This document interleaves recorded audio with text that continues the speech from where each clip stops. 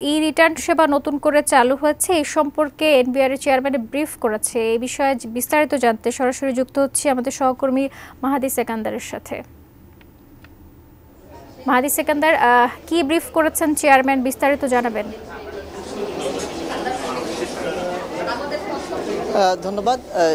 কিছুক্ষণ পূর্বেই এনবিআর এর চেয়ারম্যান আব্দুর রহমান খান জাতীয় রাজস্ব বোর্ডের এনবিআর যে ভবন আগারগাঁও, এখানে ই রিটার্ন যে সার্ভিস সেই সেন্টার চালুর পর তিনি আসলে গণমাধ্যমের সাথে কথা বলেছেন এই বিষয়টি নিয়ে।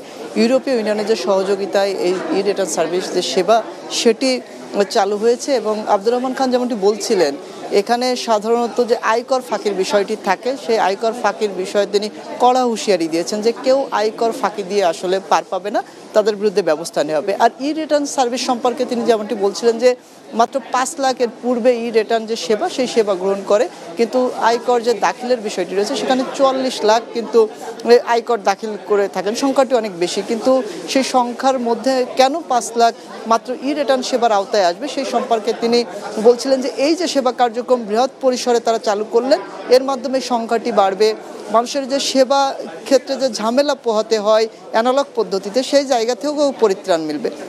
আরেকটি বিষয় তিনি বলছিলেন যে ই সেবা যে চালু হলো, এখানে আসলে ব্যক্তির যে মোবাইল সিম কার্ড রয়েছে সেটি বায়োমেট্রিক যে ব্যক্তির নামে তিনি আসলে এই সেবা পাবেন। তো অনেক ক্ষেত্রে হয়ে থাকে তার নিজের যে মোবাইল সিম কার্ড সেটি অন্য কোনো ব্যক্তির বায়োমেট্রিক থাকে, কিন্তু তিনি রেজিস্ট্রেশন করার ক্ষেত্রে আসলে ওই সিম কার্ড ব্যবহার করেন, সেক্ষেত্রে জটিলতায় পড়েন। তো তিনি গণমাধ্যমকে বলছিলেন যে ব্যক্তিকে সচেতন হতে হবে ই সেবা পাওয়ার ক্ষেত্রে। তো তার মূল বিষয়টি যে মোবাইল সিম কার্ডটি যেন তার নিজের নামে থাকে, ই রিটার্ন সার্ভিস দাখিলের ক্ষেত্রে যে রেজিস্ট্রেশন করবে যে নম্বরটি দিয়ে। আরেকটি বিষয়, এখানে তারা আয়করের যে নেট জাল অর্থাৎ বিস্তৃতি বাড়ানোর যে ক্ষেত্রটি বলছিলেন যে অনেকে জটিলতার কারণে সেবা ভোগান্তির কারণে আসলে আয়কর দাখিল করতে চান না। তো সেই জায়গায় ই রিটার্ন সার্ভিস যদি মানুষের দোরগোড়ায় পৌঁছে যায়, ঘরে বসে যদি মানুষ তার ই রিটার্ন মাধ্যমে আয়কর যে সেবা সেটি পান, সেক্ষেত্রে এই সংখ্যাটি বাড়বে এবং সরকার রাজস্ব আয়ের যে সীমা সেটিও বৃদ্ধি পাবে। তো সব কিছু মিলে ডিজিটাল বাংলাদেশের ডিজিটাল যে পথচলা সেই জায়গায় এটি আসলে বড় একটি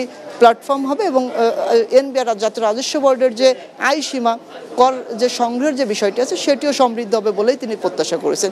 তো এই ছিল আমার কাছে জাতীয় রাজস্ব বোর্ড এনবিআর থেকে ই রিটার্ন সার্ভিস সেন্টার চালুর পর এনবিআর চেয়ারম্যানের সংবাদ তিনি যে ব্রিফিং করেছিলেন সেটি সম্পর্কে সর্বশেষ। ধন্যবাদ মাহাদি সেকান্দার আপনাকে।